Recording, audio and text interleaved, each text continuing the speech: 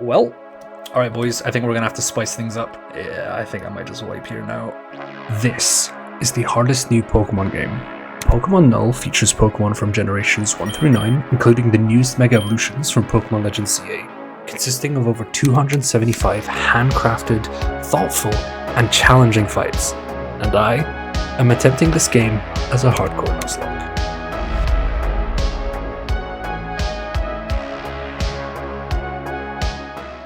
Similar to another really hard ROM hack, this game takes place in Hoenn, but many things have changed. First, your starter choice is not the original 3rd generation Pokemon, but the 3 Kalos starters, Chespin, Fennekin, and Froakie.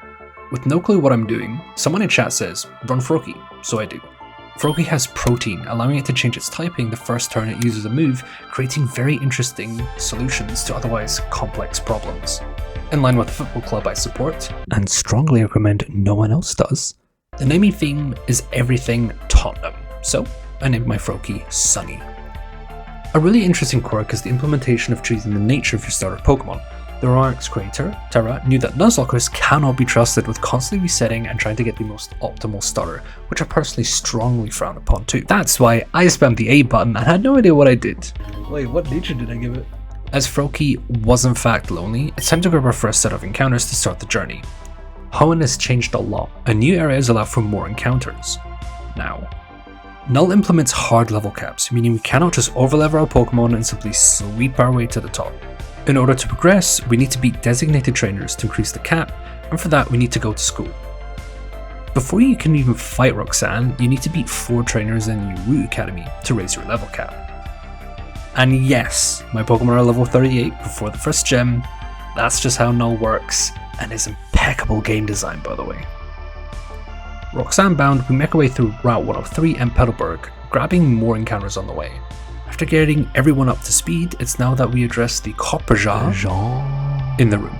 Whilst Pokemon Null is certainly not the only ROM hack to implement this particular mechanic, it's the increasing depth and complexity that really challenges the player. By using this ledge here, the game will lock you into a gauntlet of 3 separate trainers that you need to defeat by only using a set of 6 Pokemon. In this situation, you are essentially in a 6 versus 12, and planning these effectively is a key skill that is required to get through unscathed. At the time of this run, the full understanding of Null's AI was yet to be discovered, and I learned this the hard way on Fisherman Darien. Whilst everything was going to plan until this point, my Blossom is set up against the Love Disc. My plan is simple: click Giga Drain with Blossom until the Love Disc dies. Easy. What I'm not aware of is that the enemy AI can switch out if I'm using a move that can boost another of its Pokemon. All of a sudden, Love Disc switches into Azumarill, who gains an attack boost with Sap Sipper. Once I'm able to navigate this particular situation, it is the Love Disc once more that teaches me another valuable and painful lesson. Sometimes RNG just is not in your favour. When I switch back into Blossom, I'm instantly met with a Sweet Kiss, confusing our unsuspecting flower Pokemon. And slowly, my Blossom continues to succumb to the Whirlpool and self-hitting damage, not being able to get through this gauntlet alive. Whilst my first death was somewhat unlucky, it teaches me a very simple lesson.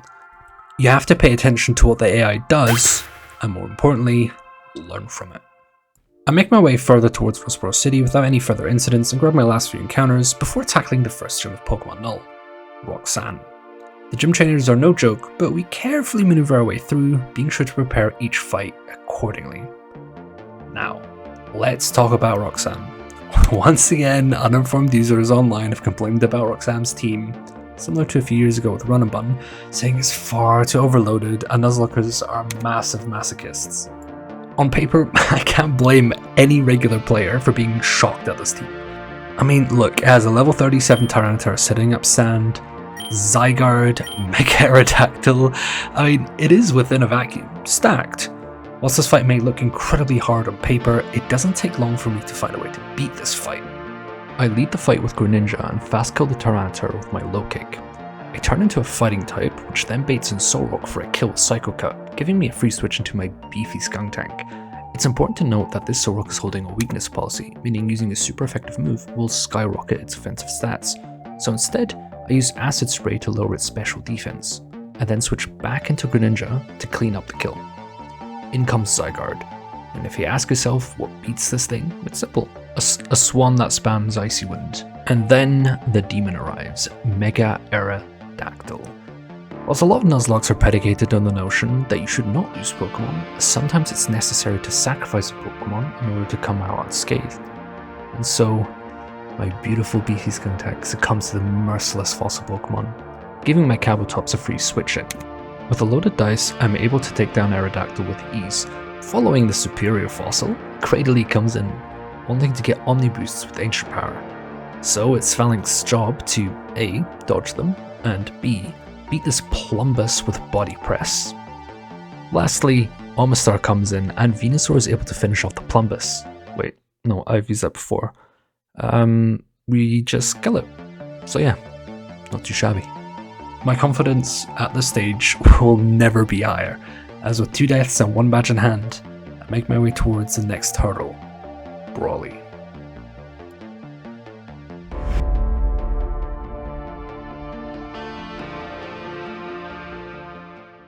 Getting past the first gym on my first attempt is certainly something to be happy about. I'm certainly beginning to feel a bit more comfortable with the game, and I'm slowly getting to know my box more. On the way to Brawly, there are a few key fights that can get really tricky. First is a rival fight in Rustboro City. The team will change depending on your starter and can really cause issues. This team is a great litmus test to see what you actually know about planning your fights, and how to anticipate different situations. Your rival's team consists of 2 pivoting Pokemon, which are in my case, Raichu and Alomomola. This, in conjunction with a fully evolved starter Pokemon with Protein, makes this fight really tricky to consistently plan out, as not only can Pokemon be switching around, but they can also change type. The unique Pokemon for my fight is Salazzle, as each team also has a Lucario and a type Null. What I realised during the planning and execution of this fight is how unbelievably beefy my box is. Taking on the rival, I'm bringing 4 tanky Pokemon. It's important to understand what your box is good or bad at to use it to its full potential. It's becoming apparent very quickly that my box has a mixture of enough tank and damage to get through the early game without much issue.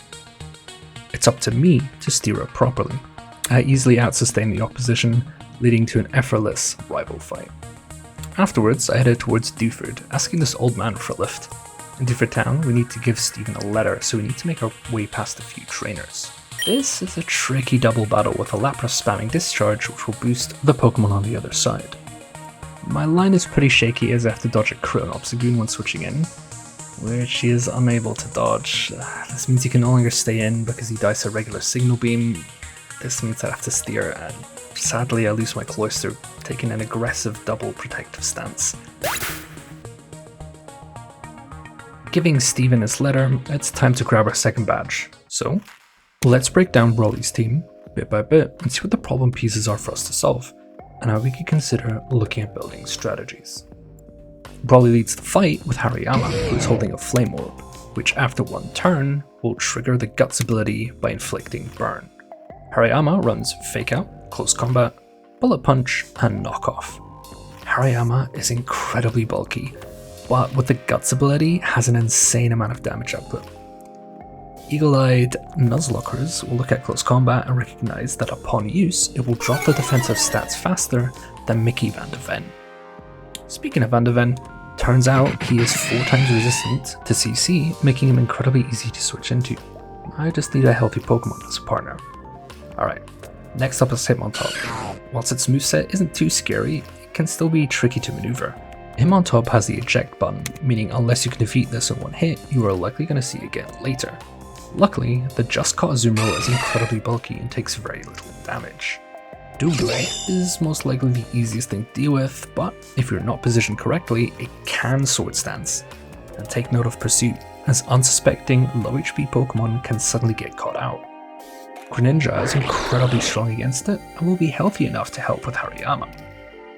Pawel is insanely fast and has an interesting type profile, but its key move here is Revival Blessing, reviving a fallen ally.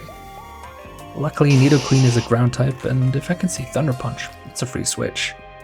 Nidoqueen does incredibly well against Pawel all around and can outsustain and outdamage at the same time. Mega Heracross, whilst on paper, is incredibly bulky and skilling doesn't save damage. It's in fact the Omega, once again, that can switch in on a 4 times resistant move. I just have to hit a very favourable range. And lastly, Zamazenta. Zamazenta can be really tricky to deal with, and you will likely have to dodge crits as it gains a +1 defense boost from Dauntless Shield, allowing for a boost for body press. Not only that, but it gains access to agility. Like every other time I build a line, I like to keep the problem Pokemon for last. I want to know exactly when they could come in. Given the fact that I have designated 4 of my Pokemon to take out 5 of Brawly's, I have exactly 2 slots left over. My issue is, I cannot get this Pokemon under control. No matter what move it clicks, the Pokemon that do a lot of damage will always lose in a 1v1 scenario. And I cannot find a way to flip turn kill any prior Pokemon safely, or even consistently to provide a free switch. Now look at my box, and I'm stumped. From previous fights, I know Venusaur is not only bulky, but can sustain itself incredibly well, allowing it to simply out-heal the enemy Pokemon. The problem? Gi Drain isn't healing enough. My tanks are getting out-damaged by the big bad wolf, and I find myself wishing Zamazenta weren't a fighting steel type. But what if I were to change that, and force it to be what I want it to be? Alright, let's see how it goes. I'll lead with Greninja and flip turn out, baiting in CC. Then Mega enters the field and can take out the Hariyama after the defense drop. However, a Bullet Punch crit puts me in a tricky position. Seeing a slow kill, Hitmontop is sent in next, which is matched by Azumarill. Azumarill hits the Hitmontop, triggering its eject button. This brings in Pawel for a fast kill, who is however matched by Nidoqueen. Pawel does not die to the Scorching Sand, meaning it now uses Revival Blessing, bringing the Beast Hariyama back from the dead. Hitmontop re-enters the fray, only for Azumarill to return to make it look silly. And then it arrives. Zamazenta. As mentioned before, my box really struggled with this Pokemon, but I found a way to get through. By using the move Soak, I not only changed the Zamazenta's typing to water, but I also removed the stab damage on Body Press and Smart Strike. This precise setup allows Venusaur to come in and sustain itself easily with Mega Drain. Once the legendary dog dies, the Hariyama returns from the dead, only to meet the same fate. Doomblade comes in, and Greninja's taking too much damage for it to take care of it with Flip Turn, meaning I have to use Dark Pulse to kill it. In comes Mega Heracross. My team is incredibly frail at this stage, and I can no longer find a way to guarantee a Brick Break for Yanmega. So, after some thinking, I decide to sacrifice Azumarill to avoid a 2-in-3 chance to lose my run, only to then see Brick Break. Azumarill eventually gives its life for Yanmega to squish the beetle, and we can grab our second badge. Losing a Pokemon on Brawly is not uncommon, and seeing the one move that I was able to safely switch into was nothing short of heartbreaking. And this sacrifice would have immediate consequences as I look at the horizon and a nerve-wracking gauntlet ahead.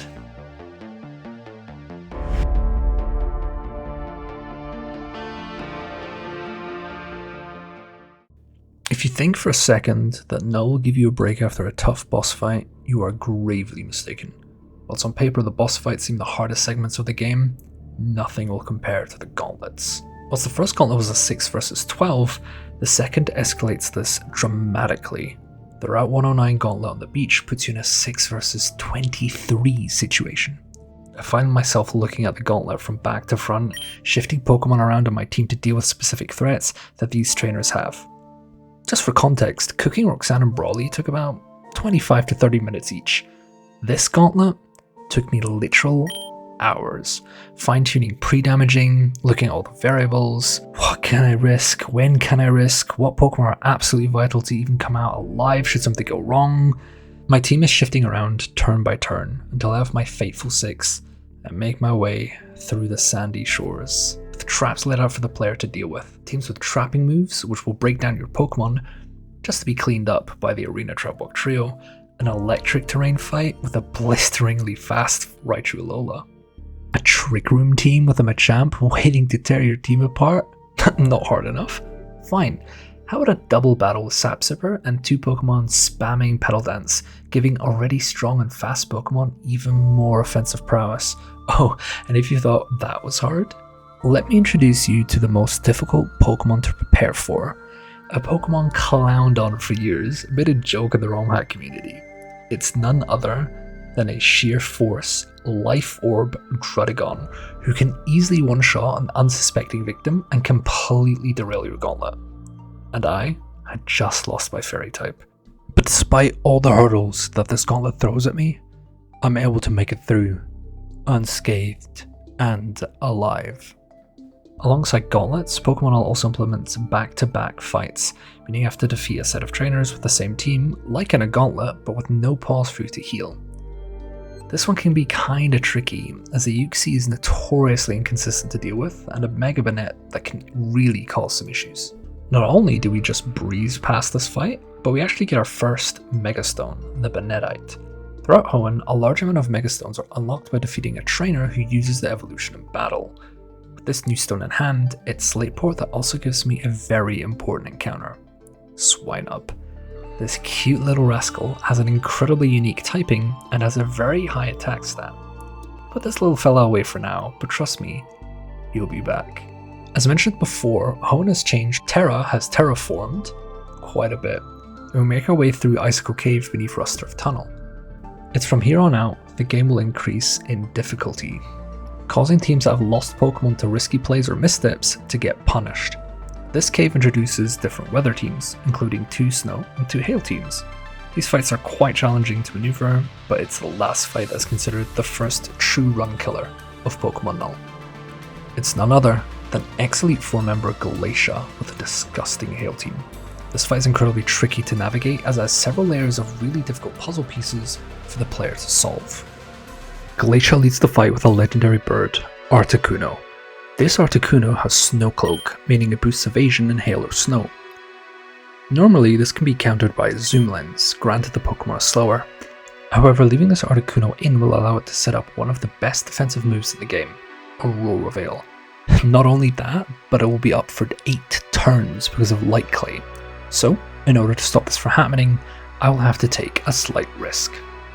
I lead once again with my trusty starter Greninja, who has been given 2 valuable tools to help it take on this deceptively demonic Articuno. First, it has the Wide Lensed. Whilst not fully negating Snow Cloak, it does have a higher chance of hitting. Not only that, but I've taught it Rock Tomb via TM, which can only be taught once. With Protein and the Lonely Nature, I will always be able to kill one bird with a bunch of stones? Anyway, with the demon down, I see another instantly switch in. Arctovish. Vicious Rend does double damage should it go first. When I switch into the newly acquired Sandslash Alola, my plan is simple. Attack 3 times, don't get crit. Sandslash with Slush Rush is able to negate the double damage and is able to hang on by a thread. Speaking of dodging crits, that is the exact plan that I have for this Piloswine. Piloswine is handled by the bulky Araquanid who is just to dodge a couple of crits. Don't worry about it. My trusty Yanmega is going to take care of this bizarre Calyrex, so I want to pass on a substitute to other Pokemon, allowing them to take 1 hit for free. Whilst the lack of a fairy type initially caused massive issues for the Gauntlet, pushing the planning extensively, another new member, Tinkaton, handles the Scaly Dragon with ease, as its Fairy and Steel typing matches incredibly well into it. It is important to have this Como under control as, like its other teammates, it has entry hazards, chipping down your Pokemon with the hail pouring down as well. Whilst Glacia has left the Elite Four, she still has a Glalie with her, and this one not only has hazards with spikes, but will Mega Evolve with Glalie. With its Refrigerate ability, Facade will gain Stab and cause massive issues for your Pokemon. However, one of the most underrated Pokemon, Poliwrath, comes in to take on the Snow Globe and outsustains the opposition. My team is just about strong enough to get through unscathed, and as a reward, Glacia hands me the Glalie and a Mega Ring, allowing me to Mega Evolve Pokemon that I have the Mega Stone for. I make my way out of the cave and onto yet another Hell Route. Similar to its spiritual predecessor Run and Bun, Pokemon Null's Route 117 can be quite tricky.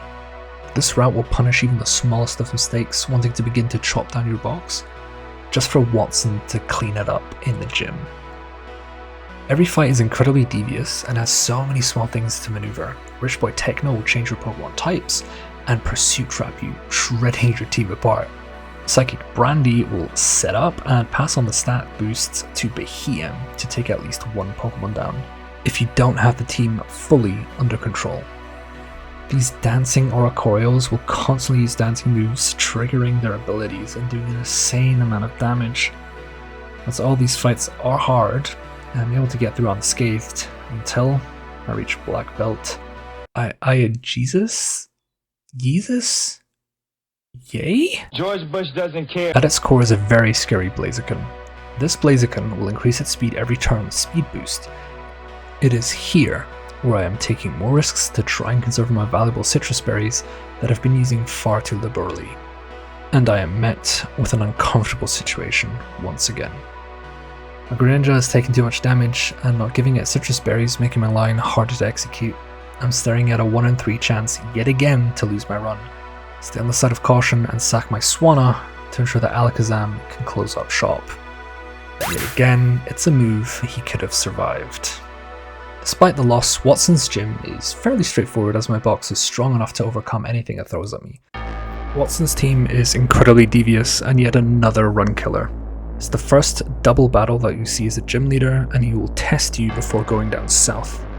He's stacked with electrical moves, Discharge, Thunderbolt, Volt Switch, and lined with abilities like Lightning Rod, Volt Absorb, and Motor Drive. He has a mythical, a mega. It is insanely difficult to prep for, and a lot of teams that do not have a lot of ground types will struggle. Watson thinks I'm locked in here with him. He's locked in here with me. So, we lead with Mamoswine and Yanmega, and Tapu Koko's Electric Surge will guarantee electric terrain. So, this Sceptile will not stay a Sceptile, it will Mega Evolve, which means it will turn into a Grass and Dragon type. So we are going to Ice Shard the Sceptile, and we are going to Detect.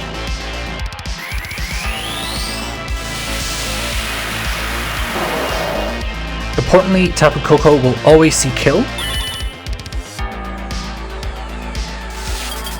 As we one-shot the Sceptile, we will now see a Discharge.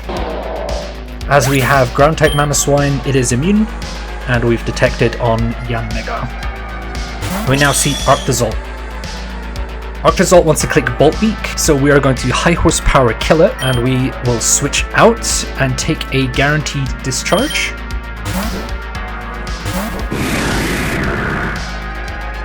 So Discharge. We do have a Citrus Berry on Alakazam.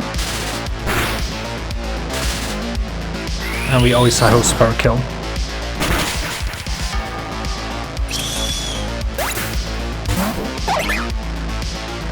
This is Acrobatics from Amolga. Tapu Koko is going to click U-turn, so I High Horsepower, and I switch. So U-turn, this should be Manectric, I beg. Perfect. Okay, that's way, way better for us.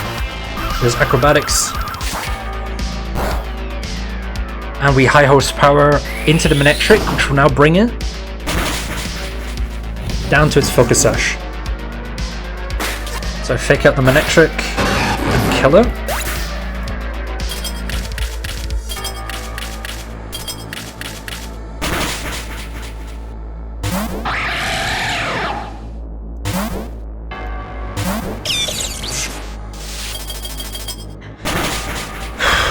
Alright. This should now be Iron Thorns. Fake out. I fast kill you. Yeah, I'm chilling. Now I fake out and I switch. And we're just gonna do the Omega cringe thing, which is fake out, switch, fake out, switch, fake out, switch, fake out. Cool. Alright, now that's Watson. GG's.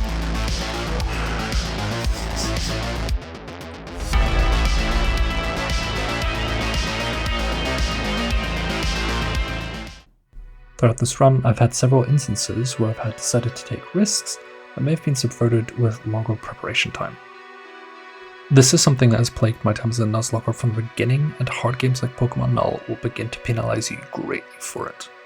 I grab my bike and head towards the cycling road just south of Mauville. There are quite a few interesting fights, but the clear standout is the cycling road rival. The rival's team is very, very strong. Mew, Lucario, Meowscarada, Pyroar, Rotom Wash, and type Null. Give you a few seconds to guess what Pokemon is the trickiest to deal with. Whilst your gut might say Mew, it's actually the Lucario. Lucario is causing so many issues that switching it safely is virtually impossible. I'm forced to take a massive risk against it, as I can never guarantee what exact move I will see. Take out the Mew, clear the rocks it's set up, and Yanmega brings in the Lapdog Lucario. The puzzle was to find a line in which I can bring in Nidoqueen either for free, or taking minimal risk when doing so. Nido, clutch up baby. Come on, hold. I need you to hold. That's it, baby. That's my goat right there. It is with the skin on my teeth that I make out deathless, but my elation will be short-lived. Because Hoenn has been altered to have a different 4th gym leader, the game will stop you from doing anything but following the cycling path down south, back towards familiar territory. Or so you may think. You are slowly guided past various dubious trainers until once again you are met with the harrowing realization that things are going a bit too well, and that I will have something devious around the corner. I know I'm sounding like a broken record here, but the Verdanturf Gauntlet is unbelievably scary, and has been the place where lots of runs are put to rest. If you thought the previous gauntlets were tricky, this next one will force your team of 6 to answer specific monsters that will annihilate your team if you give them even some amount of breathing space. I cannot overstress how anxious I was for this gauntlet. Despite having a great box with an insane amount of utility and heavy hitters, there is only so much 6 Pokemon can do. I have to constantly rotate out Pokemon and consider carefully what risks I'm willing to take, but there is no turning back. Not yet. It is with this knowledge I take the plunge and trust my preparation. This is the really, really big fight. This is the fight that can actually end our run if everything goes wrong. Alright, this is it. This is the fight. This is the really, really scary one. There's another one, but this one's really, really scary. Alright, last Janus. So we obstruct. We do not fake out. Okay, perfect. That means we don't see any screens. Screens would be a white. We are going to Parting Shot. Lower this guy's attack and special attack, which is important. There's the Earth Power, that's way better for us. Okay, we are now going to Aerial Ace. We're gonna have to do it again. Just to make sure that we actually are able to do what we need to do. Okay, that's the one turn you're allowed to crit me. Onset Seed Flare, we're now going to switch into Probopass, who happens to have the Bright Powder. Doesn't matter, because we didn't get dropped on the first turn. There's Earth Power. Nice. Okay. We're not holding an item. That's like super duper important. We're now going to Acrobatics. Turn into a flying type. That's super important. I need to take note of that. This is this is it. This is the turn.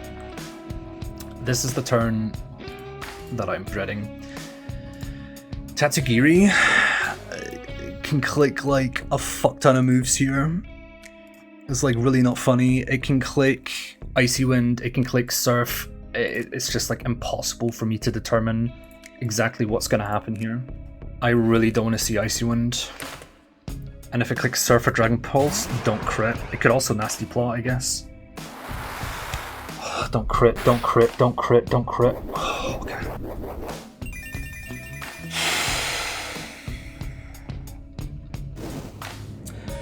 The reason why that crit could have caused us a fuck ton of problems is because I need to kill this with Double Edge, and Double Edge Recoil would have 100% been arranged to kill ourselves. Because we're Guts boosted, we always kill. Youngster Timmy, the last fight before the double, if I'm not mistaken. What we've done previously with every setup mon is stop them from setting up by baiting in a kill. We can't do that. We're just gonna click Taunt. So this is super likely to Stealth Rocks or Shed Tail. Perfect. We're now gonna go ahead and click Cross Chop. I'm gonna Cross Chop again. I believe that's the correct play. Oh god, is it? This is bad. Okay, hang on. I'm gonna go for my plan B now because of that crit. It's not fun. I have to set up a very particular situation because of the Garganical. I need to kill whatever I'm fighting with a flip move. We're gonna have to risk something here. Don't crit Heavy Slam, please. I think high roll crit can cause some problems.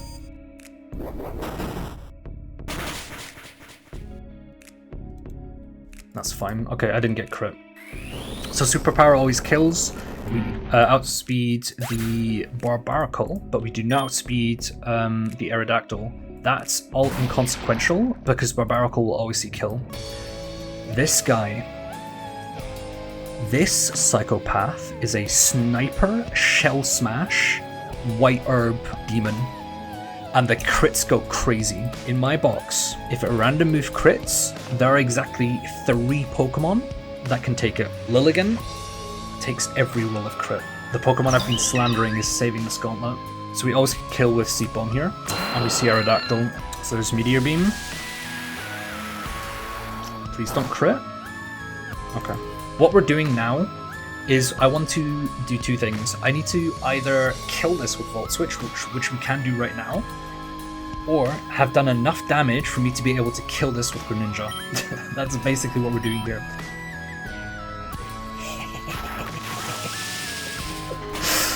Bye-bye. Because Body Press basically just fucks my entire team, and I could not find a different solution for this.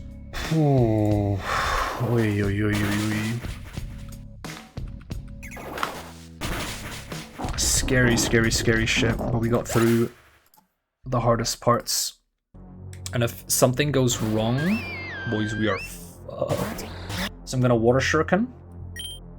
And I'm going to Aura Wheel kill the Primarina. So this should now bring in Decidueye and Quaquaval.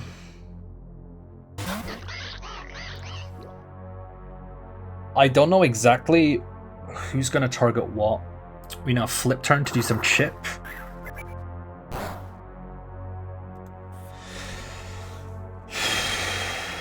Alright, switch into Probopass. We're not dead to Leaf Blade plus Acrobatics crit. The good part is that we lost our Dark typing, which means it's never low kick. Okay, I think we're fine, right?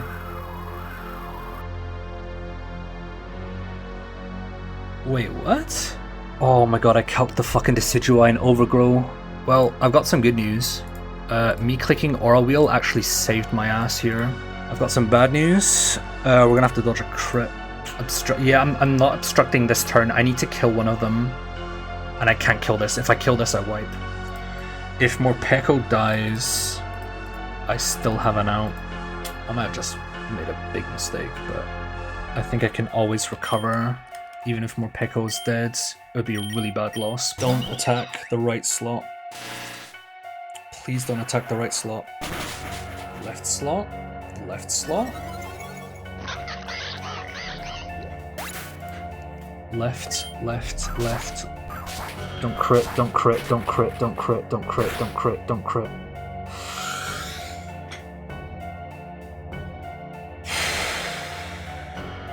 So this is the last turn of Tailwind, and I will Throat Chop kill the Decidueye. Even if it clicks Synthesis, we are fine. And this should be the last turn of Tailwind. Nice. Okay, go through. It's funny how sometimes, after all the preparation, an error can still occur for you to stare at the maw of defeat. I'm glad I was able to find the out and navigate the situation well. However, from this point onward, the run would take a very, very dark turn. One after another, Pokemon will begin to drop like flies before my run is about to reach the mid-game. After steering a tricky double fight, I immediately make an error in the next one. I tried to bait in a kill from Slowking Galar, and without realizing, allowed to set up Trick Room. This drastically turns the momentum, and I stare at this Whiscash, potentially stopping my run. I decide to risk a 50-50 into a crit, roll the dice, and lose Venusaur. This Pokemon had been so instrumental to getting here, and I feel devastated. The losses in this fight don't end, as I need to sack Kingdra to regain momentum in this fight. I barely make it out with the losses of Venusaur and Kingdra, just to keep the run alive. My confidence is beginning to wane, and my prep is becoming sloppier, and with that riskier. I lose Tinkaton to yet another double, and the losses will not stop there. As I inch closer to Norman, the gym trainings are devastating, and my lines are slowly falling apart. I lose Yanmega right before a fight I really needed to use it on. I need to consolidate with my loss. Yanmega was so good, as bug flying types have an amazing type profile. There were so many lines where Yanmega was key to coming out top and was able to wall threats that otherwise would have ended my run prematurely. Needless to say, this death really hurt. Somehow, after dozens of hours of trotting through the early game, on my very first attempt, I am staring at the gatekeeper of the mid-game. Norman's team is devastatingly hard, and will easily end my run here if I make only one minor mistake. And that is precisely what is about to occur.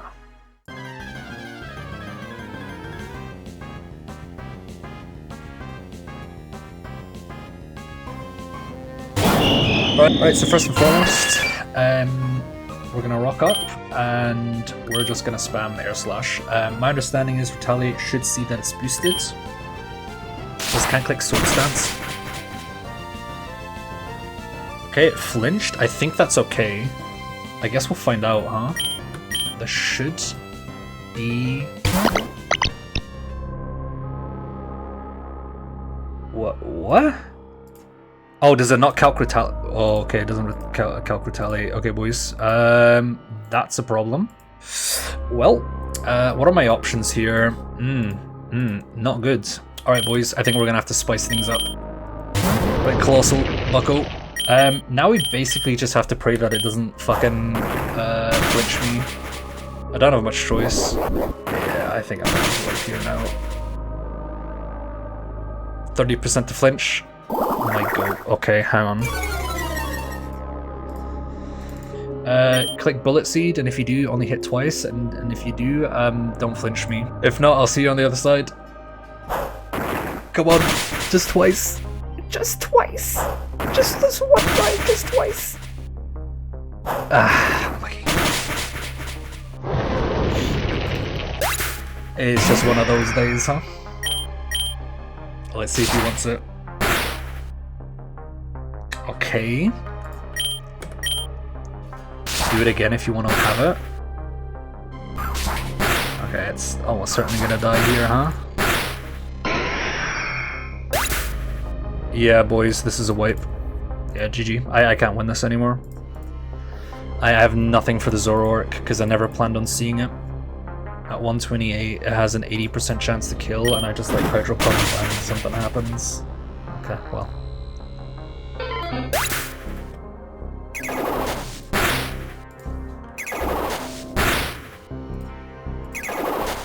Yeah, this can click anything, huh?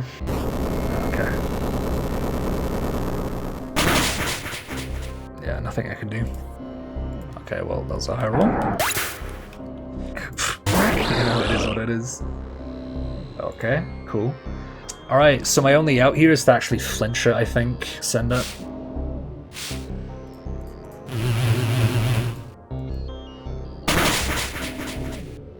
Flinch? Okay, so this is like dead. Ah, GG's.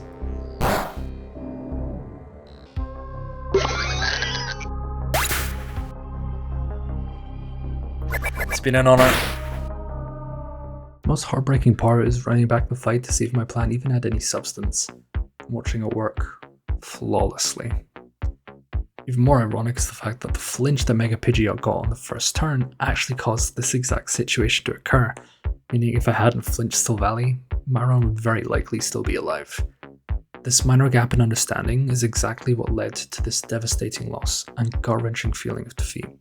My box was strong and had a good chance of getting far deeper than this first attempt. Pokemon Null is so unapologetically unforgiving towards player error, but this makes plans that do work so unbelievably satisfying. It gives the player so many tools to overcome the odds and allows unique lines to be forged far earlier than any other games that I've played. Whilst the endeavours of Greninja, Yanmega, Mamoswine, Obstagoon, and Morpeko may come to an end here, this vicious yet beautifully crafted game is a testament to the creativity of the wider Pokemon community. Terra has done an amazing job of creating a highly unique game that feels so different to its contemporaries. The loss felt rough, but I cannot deny that I really enjoyed this devastating hack, and I find myself asking, how far could I go? Well, there's only one way to find out.